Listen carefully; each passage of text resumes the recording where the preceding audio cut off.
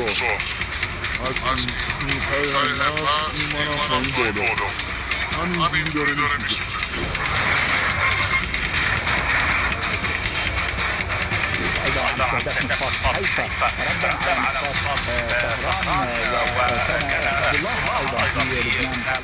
एक बार फिर से हिजबुल्लाह का एक बड़ा अटैक। पहली खबर आपको दिखाऊंगा। हिजबुल्लाह ने इस बार एक के बाद ऐसी मिसाइल ताकी है जिसे इंटरसेप्ट करने के लिए कई सारी मिसाइलें जिनकी कीमत करोड़ों में वो ताक दी गई। लेकिन खास बात ये रही कि एक भी मिसाइल हिजबुल्लाह की इंटरसेप्ट नहीं हो पाई। दूसरी खबर आपको दिखाऊंगा कि एक बार फिर से पिछले साल जून में जो हुआ इजराइल के साथ वही हो गया। इस बार हाइफा पोर्ट जो ऑयल रिफाइनरी है उस पर तगड़ा हमला किया और शेखन खैबर मिसाइल दाग दी गई।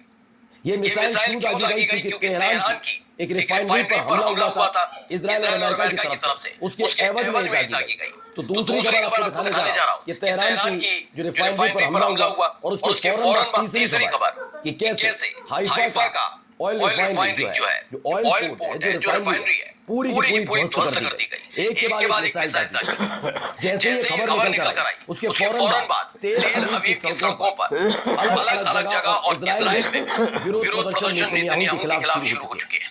ये बहुत व्यापक प्रदर्शन है जिन्हें रोकने के लिए अब नेतन्याहू की सरकार के आदेश पर पुलिस सारी हदें पार कर रही है इजराइलियों के खिलाफ। आज एक एक खबर आपको दिखाने जा रहा हूं। नमस्कार, मैं प्रज्वल गौतम और आप देख रहे हैं लाइव टीवी। लाइव टीवी सच सबसे आगे।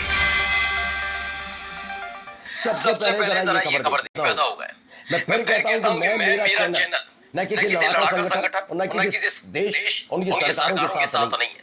हम स्पष्ट और सीधी खबर आपको दिखाते हैं। मैंने ये खबर इसलिए आपको दिखाई क्योंकि मसला सिर्फ ईरान पर पहला हमला करने का नहीं है। हिजबुल्लाह पर भी पहला हमला है, लेबनान पर भी पहला हमला इजराइल ने हाल ही में दोबारा किया है। वो बात अलग है कि तकरीबन 1.5 से पौने 2 साल हो गए लेबनान के साथ सीज़फायर हो चुका है, लेकिन उसके बावजूद इजराइल बीच में हमले करता रहा। लेकिन ईरान के साथ चल रहे संघर्ष के बीच लेबनान पर हिजबुल्लाह के नाम पर जो हमला किया था वो भारी पड़ चुका है।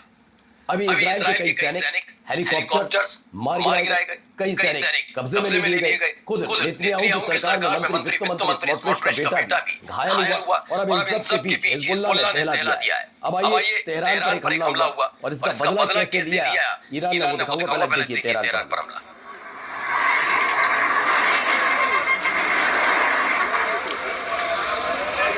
तो तेहरान पर हमले की वीडियो देखिए। दावा किया जा रहा है कि अमेरिका और इजराइल ने मिलकर तेहरान का रे ऑयल स्टोरेज है जो ईरान के तेहरान के बिल्कुल करीब है उस पर हमला किया था जहां भीषण आग लगी। ये देखिए एक और वीडियो से जुड़ी हुई। आप अंदाजा लगाइए कितना बड़ा है। अमूमन ऐसे आपने दृश्य देखे होंगे जब परमाणु परीक्षण होता है उस समय। अब ऑयल रिफाइनरी पर यह हमला हुआ है। ये तेहरान के बिल्कुल करीब बनी हुई थी। वहां पर ये देखिए मशरूम क्लाउड नहीं, मतलब ऐसी तस्वीरें आपने अमूमन देखी होंगी परमाणु परीक्षण के दौरान। तो कितना बड़ा हमला था ये इजराइल और अमेरिका की तरफ से ईरान पर किया गया हमला है जिसमें उन्होंने सीधे ऑयल रिफाइनरी को हमला निशाना बनाया तेहरान की। ये देखिए तेहरान की सड़कों पर कैसे आ गया। चूंकि मसला रिफाइनरी से जुड़ा है। लेकिन क्या इस हमले के बाद शांत रहा ईरान? नहीं, इस हमले के बाद किया है तेहरान ने वो भी आपको दिखाता हूं। ये देखिए ये एक तस्वीर निकल कर आई। पहले वीडियो देखिए। آخر التصريحات الحرس الثورية تحدث أيضا عن استهداف مصفات حيفا ردا على مصفات طهران وكان حزب الله أيضا في لبنان قال إنه استهدف مصفات نفط في حيفا. तो खैबर शेखन मिसाइल दागी गई पहले हाइफा पोर्ट की तस्वीर आपको दिखा रहा था। दरअसल यहीं से इसके बराबर पास में ही एक ऑयल रिफाइनरी है। हाइफा का पोर्ट है और ऑयल रिफाइनरी है। दोनों को पिछले साल जून में 12 दिन चले संघर्ष के दौरान ईरान ने फूंक दिया था। जैसे तैसे इसकी मरम्मत करके उसे ठीक किया गया और एक बार फिर से ईरान ने हाइफा के पोर्ट को बर्बाद कर दिया। भीषण आग एक बार फिर से उठती हुई नजर ऑयल रिफाइनरी को किया, बल्कि पोर्ट को एक बार फिर से टारगेट किया है। ये एक तौर पर आर्थिक नुकसान इजराइल के बहुत हो जाता है। अब देखिए यहाँ पर देखिए कैसे अटैक हुआ है। उसे रोकने के लिए इंटरसेप्टर आ रहे हैं, लेकिन कैसे इंटरसेप्ट कर पाएंगे? ये देखिए इंटरसेप्ट करने की कोशिश है। ये हाइफा में गिरी हुई मिसाइलें हैं। एक के बाद एक मिसाइल ईरान की तरफ से भी दागी गई। वहीं दूसरी वीडियो भी देखिए।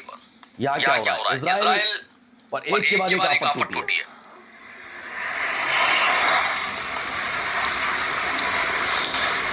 जैसे ही ऑयल रिफाइनरी पर अटैक हुआ ईरान की, उसके बाद ये देखिए एक और मिसाइल लगी। मिडिल ईस्ट स्पेक्ट्रेटरी की खबर है।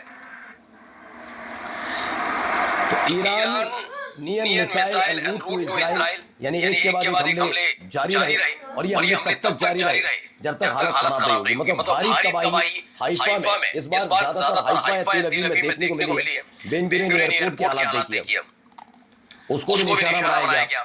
इजराइल का एक बेन गुरियन एयरपोर्ट है जो ईरान की मिसाइल के द्वारा हिट किया गया है।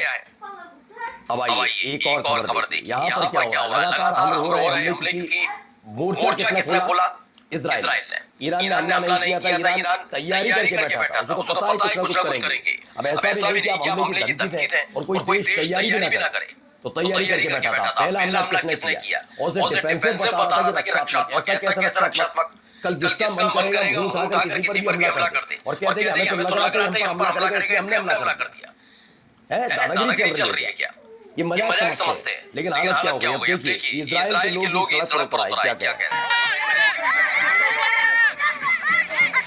About 50 people or so have gathered here at Tel Aviv's Habima Square in a protest against the war here, but also against Israel's occupation of the West Bank. You can see some of the signs here they're holding behind me. The two biggest ones say Zionistic Empire and Arms Embargo now.